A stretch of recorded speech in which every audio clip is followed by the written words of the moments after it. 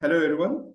We are back with our next LinkedIn live stream session again. And today I have a very special guest with me, Mr. Omar Khan.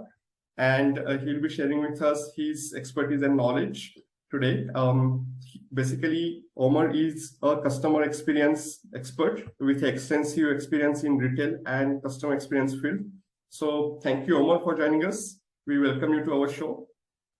Yes, thank you, Saurabh, for inviting me over for this talk. I'm really happy to be a part of your podcast. So, shoot away.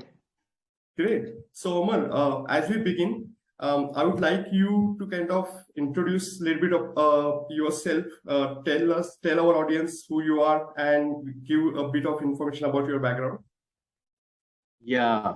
Okay. So, I have a very interesting professional background. I've been to many different companies and on many different roles and assignments. So, basically, at the core of my heart, I'm a market researcher, a consumer researcher. My core expertise they lie in qualitative consumer research, and I have always had uh, the vision, or you can say I always wanted to explore and grow. And so I went into retail audit departments as well. I've worked with Nielsen. That was where I started off my career. uh, I think you know about Nielsen. It's a multinational research firm, Right. and I started off in the qualitative research wing, and then I moved on towards the retail audit wing. The main purpose was to get a 360-degree understanding of all the research practices and methodologies that are available, so I could grow as a researcher. And one day my vision was to become the CEO of Nielsen. So I wanted to get a flavor of all the departments and all the different techniques of research that are available. And so I spent a good 4 years in qualitative, then around 2 years I spent into the retail audit side. And then again I came got an opportunity on the client side. So started off from the research agency and then moved on towards the client side, where it's a leading local consumer packaged goods company known as Mayfair. Here it's very famous in Pakistan. So they make confectionaries and biscuits. So I spent around 3 years over there with them. I was looking after their consumer insights department. So I was leading their department actually, and over there I had exposure to all the different types of researches being done. Be it from if you launching a product, so the idea generation studies, and towards the product testing studies, and the storyboard testing for the TVC, the launch TVC, and then the TVC testing itself, and then once you launch the product in the market, and then you have to gauge the market share that you are gaining, the distribution levels that you have in the market. So studying that again, working on that progress and measuring that as well. And then eventually, after some while running the brand health tracker and really understanding what consumers actually think about your product, and in comparison to the competition, and how you can make improvements to further, enhance the product life cycle. So at the launch stage till the end of the product life cycle, we've got researches at every, phase of the consumer life cycle. So we did actually all those researches, and I personally went through them as well. And then after that, I got an opportunity to move into the marketing wing in a retail company. So I again thought that I've spent some time in the research side, and research is kind of not the mainstream commercial business side. So I said let's have a flavor of the mainstream commercial business side, and marketing was a good opportunity. So I moved my industry from CPG. I went into retail, fashion retail, and I've spent around 4 years leading the marketing function here at ECS. This is a leading fashion company in Pakistan. And when I joined, I not only got to work on their marketing wing, but also their e-commerce wing. 4 years ago, it was recently launched, so they gave me the responsibility of running the e-commerce side as well. So I have a bit of understanding about the e-commerce side and how things work on that arena of the retail side. And then recently, then I've also looking after the the community and the call center they had. So it was a hybrid role, looking after three different departments over there. And so that is how I transitioned into the CX now, because now I am working as a senior manager here, head of CX in this company, Alhamdulillah. And the transition was because my background was from a research side, and CX is primarily about the voice of the customer and what the customer is talking about. So it was a very good match. So when we thought of starting off CX department here at ECS, So I was the one who gave the idea, and then laid the foundation of the department, and then now running the department as well, and reporting directly to the board of the directors, and giving them insights on the consumer and what they think and what they like and what they dislike and everything. So that's my introduction with respect to my background and with respect to the CX, that I'm looking after the CX here at ECS. And one other thing I have actually would like to mention here, that the most of the people that I've met at the different seminars of customer experience, different leadership forums that have happened in the past, I've seen a lot of people coming from the customer service side of the business into the CX department and launching the CX framework as well. So I think I am one of the few people who've actually come from a research background and entered into the CX side, because majority of the people, whether it's the banks or the telecommunication companies, they have people coming in from the customer service side and starting off with the customer experience departments and leading the customer experience departments. So that is the difference that I feel my background has in terms of majority of the other CX professionals in the market. Great. So actually, that's quite a bit extensive experience you have. I just thought it was a long introduction. Maybe you got bored. No, that's great actually. And you rightly said, most of the people in this particular function come from customer service background. So our audience will be definitely looking forward to hear more from you as a person who came from consumer insights from the research background. So let's get into it. So my first question, Omar, to you is, you have been working in consumer insights field for more than 15 years. As you mentioned, you worked in qualitative, etc. So what significant milestones do you recall which have changed the industry significantly over this period of time? Yes, sort of a lot of things have changed in the past decade, or so to say 15 years, Some few challenges that we faced as researchers in the past have now been solved because of technology and the adoption of technology and the solutions that technology has provided. The digitization has really helped research to evolve and grow and solve a lot of issues that clients used to raise with respect to research. So, for example, I'll share a few with you. One of the issues that researchers would always face was in terms of data collection, because a lot of times the data was collected, manually through questionnaires and through pen and paper-based techniques, or through over the telephone techniques. And in that, a lot of biasness could have come, a lot of, subjectivity could be there. And a lot of times we had to do a lot of extensive quality control and a lot of extensive quality assurance over there. A lot of investment went into that, because people sometimes are not that honest when they, especially the people who are collecting the data. They have targets and they have to collect the data, and sometimes instances happen where the data quality is questioned, and because of technology. So, for example, now we have the GPS system, GPS enabled mobile devices, where all the surveys are now, all the data is being collected through the device, and the questionnaires are there on the device. They have GPS locations. So, for example, if there is a door-to-door survey, if the person who is conducting the survey, he is not at the doorstep of the customer or the respondent, we get to know about that, because we know where the survey has been filled up, what was the location of the survey, how much time it took to fill that survey. So there are a lot of checks. So now we know that the accuracy of the data collection has improved because of technology, because otherwise we didn't have these checks and balances on if the right kind of data is being collected or not. And as you know, if the data is not correct, then the decisions that the client has to take based on the data, then they can get compromised. So this is one thing that technology has really helped market research. That is one of the things. One other thing I would like to add here, because like we had researches, face-to-face researches in the past, and we used to invite people physically for focus groups, and we used to go to them physically. Now, with the help of the technology and looking at the COVID situation that came all over the world, so we've adopted Zoom, and we live meetings, and we've got consumer panels online, we've got focus groups online. This is a more faster way of communicating, more faster way of generating data and insights for the customer. So the turnaround time, the timelines for a certain project, a research project, if it would take 5 or 6 weeks in the past, now we can just complete a research project in 2 weeks time. So in terms of efficiencies of managing timelines, technology has also helped us. So this is what I've seen over the past 15 years, that technology has really helped us to gather data and to come up with insights. Cool. So, Omar, you mentioned that you worked in consumer insights and then at ECS, you kind of transitioned to customer experience. So I was really wondering, as you head this position of customer experience in your organization, what key challenges do you see as a CX head when driving this CX focus across the organization through different departments? This is actually challenge would be a small word. This is actually change management. So change is never easy because coming from a company based out of Pakistan.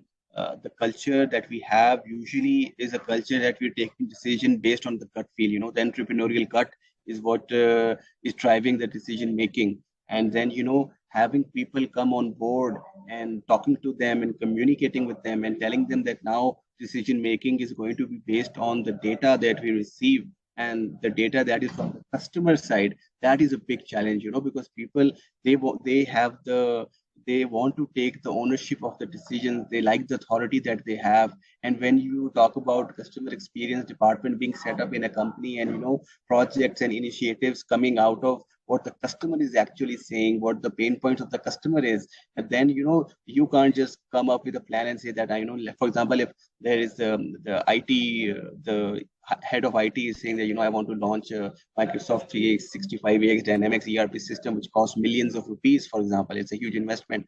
So now we will be asking him, why are you launching this? How will it benefit the customer? If it's going to benefit the customer, then the company is going to make that investment. Otherwise, the company is not going to make that investment. So again, the onus, the power of a lot of head of departments within the organization gets challenged. And again, they try to defend that, and they've got questions, they've got queries with respect to what is going to happen, and they have reservations, they have concerns. So the biggest challenge, I would say, for any company, starting off with the CX is the mindset change. You actually have to bring everybody in the comfort zone that this change will not take power away from you, rather it will be for the beneficial of the entire organization, because you have to tell them that once you take decisions and you identify projects and improvement based on what the customer is saying, that is where the real impact is going to be generated. Once you solve those problems, you will not only make your existing customers happy and buy more eventually, they will go out and they will bring their friends and family and relatives and they'll talk positive about you. That will increase your sales, your revenue, your bottom line manifold. So actually, just to get that message across to them and telling them that we are, doing this with the right intention, there's no office politics involved, and it's going to be unbiased, it's going to be impartial. That is the biggest thing, to convince them to change their mindsets and then to actually make them come into a comfort zone where they actually start trusting the voice of the customer. Yes, absolutely right. You rightly mentioned, because it's a change management thing, because we also have been seeing with our few of the clients who are running, let's say, digital transformation throughout their organizations, and customer experience is actually becoming a key part of that digital transformation. And when it comes to change of technology, etc., people are still okay. But when it comes to change of thought process, that how you should think, how you should put customer at front and center of everything you do, then it becomes a little bit more challenging and people try to resist more. So you are bang on about that particular thing. Great. Moving on to our next question. You mentioned that at ECS, you are now also working with e-commerce side of a business, right? So in retail, nowadays, I think it's very obvious that every retail company has brick and mortar model and plus e-commerce model. So when it comes to these two different models, how do you online and offline business models complement each other when it comes to CX? How do you think they do that? And how does the consumer insight translate from offline to online and also vice versa? Can you please share a bit information on that front? Yes, I think digital is the future. Online business is the future, and very readily Pakistani companies and Pakistani brands have accepted it, and they've actually worked a lot in the past 3-4 years on their e-commerce. And e-commerce is a very growing industry. Globally, it is very highly growing. In Pakistan, it's growing gradually, and still there's a lot of potential for growth and a lot of potential to get, revenue out of the e-commerce stream, because, still in Pakistan, only 15 to 20% of the total business is what e-commerce is contributing on an average level for a brand that has brick and mortar stores as well. So 80% is coming from, the brick and mortar, and 15 to 20% is coming from e-commerce. But globally, this mix is around 30-35%. That's what recent stats that I studied about. So again, just to tell you that the customer now is an omni-channel customer. They are looking for a great experience, whether be it online, be it offline, be it a mix. For example, if you talk about BOPIS, that buy online, pick in store method. So that is what you go online, the website, you browse, you select the product, you place your order, and then you actually go in store and you visit, and you touch and feel the product, and you experience it, and then you make the final purchase of the product. So in different cases, whether it's research online and buy in store, or whether it's something that curbside pickup that is being offered, all these features are very much important for the customers moving forward, because the customer is becoming digital savvy. The technology is there, and they want to have the ultimate convenience at their fingertips. So one thing is for sure, that the omni-channel is here to stay, and it is going to grow in the future. That is also there, giving convenience to the customer. Now, when you talk about the experience that the customer wants, so basically, all these methodologies are there to give the better experience to the customer. So for example, when we used to have e-commerce 3-4 years ago, the customer would place an order on the website and they would get it, let's say, 5 days, 6 days afterwards. Now customer places a order on the website, and they get it the next day. And in some cases, if it's the warehouse is in the same city, they get it within the same day, within a couple of hours. So reducing that time of from the point when the customer made the order till the point when the customer receives the order, we kind of squeezing that and kind of bringing more and more improvements in that, and customer likes that. They're accepting that, and they're demanding that as well.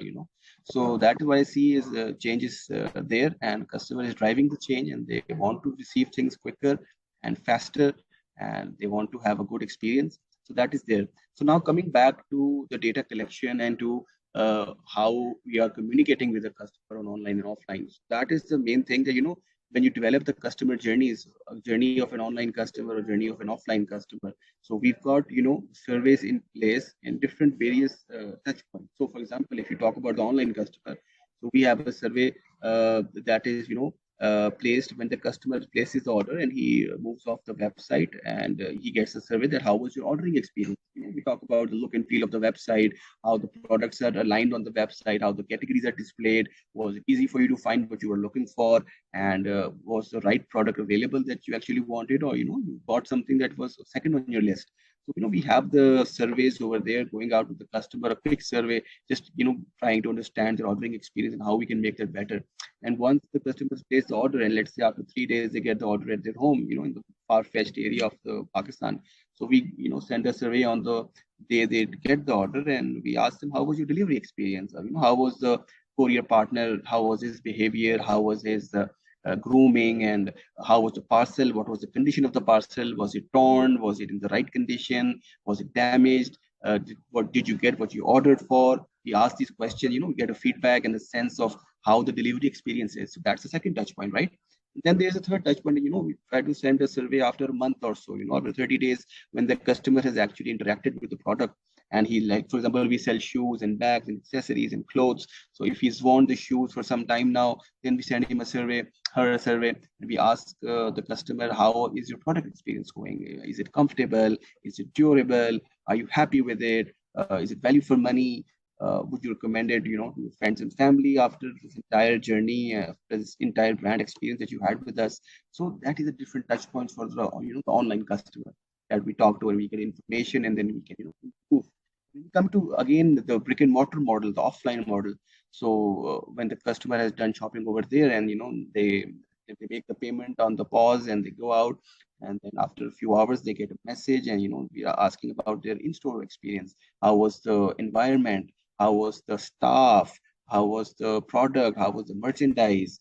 Everything. We talk about the temperature, the ambience. We talk about the friendliness of the staff. We talk about the, the look and feel of the shop, and we talk about, what was missing in the shop. So we get that feedback from there, and then one of the interesting thing is that, we actually talk to window shoppers. We ask them, window shoppers, what is it that, you didn't find in the shop? You're leaving without buying anything from us. So what could be the reason? So we've got reason that related to, like salesmen, like maybe, the sales associate didn't deal with them properly, or maybe they didn't find the right product. Maybe the prices were high for them. Maybe they didn't like the store environment, or maybe they're just general random window shoppers who are just window shopping, and that is also an activity. So we get these, answers on the different platforms, and we try to understand what is their pain point and what is it that they like about us as well. Because, at the end of the day, we have to keep our sales teams and merchandising teams and the employees who are actually servicing the customers really motivated and really happy. So the places where the customer, gives us a high rating, 9 or 10 or rating, and we ask them, what did you like about it? And let's say they say customer service. Then, we have to appreciate the people standing there on the retail stores, and so that, they keep doing what they're doing.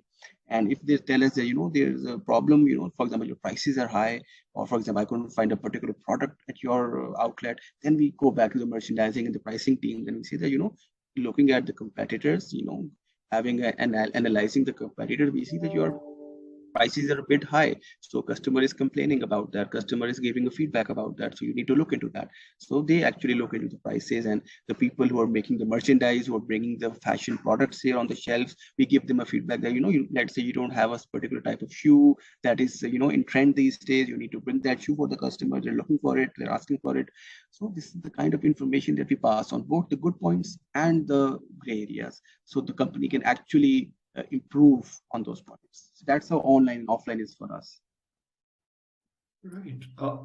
Sorry. Right. So actually, you see, traditionally retail has been a brick and mortar oriented business where shop floor assistants could converse with customers, in a live environment, and most of the customer experience depended on those people who are dealing with the customers. Now, as these all brick and mortar stores try to move online, right? Maybe it's a website, app, or social media. So, what do you think how the conversational commerce is emerging as a current big thing for retail? If yes, why? If no, why not?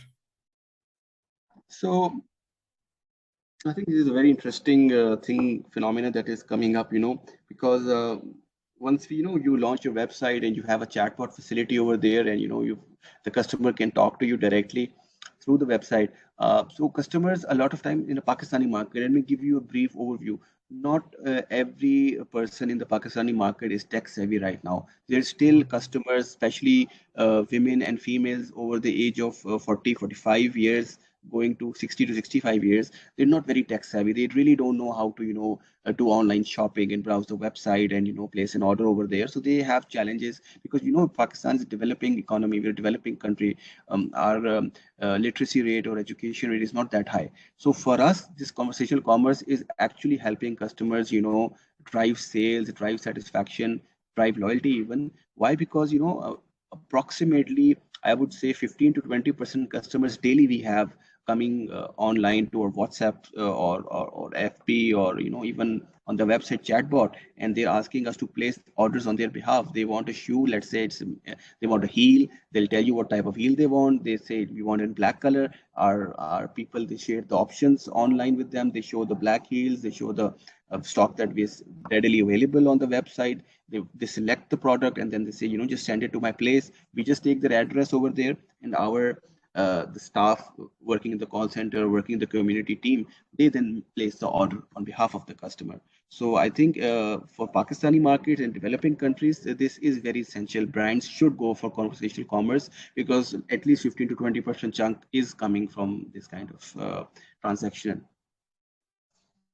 Right. Okay. So looks like this is a thing which will keep growing slowly in the future. And all these different channels, like as you mentioned, FB, Instagram, maybe nowadays TikTok, might be famous in Pakistan. And I think these are the new emerging channels which I think will give more ways for retail brands to reach out to customers in a more friendly manner. So that's something definitely need to look out for. Cool. So moving on to, so Omar, you summarized a lot of insights of how the CX has evolved, what's happening currently with it. So now coming to the future part of the CX, where do you think CX is heading in near future?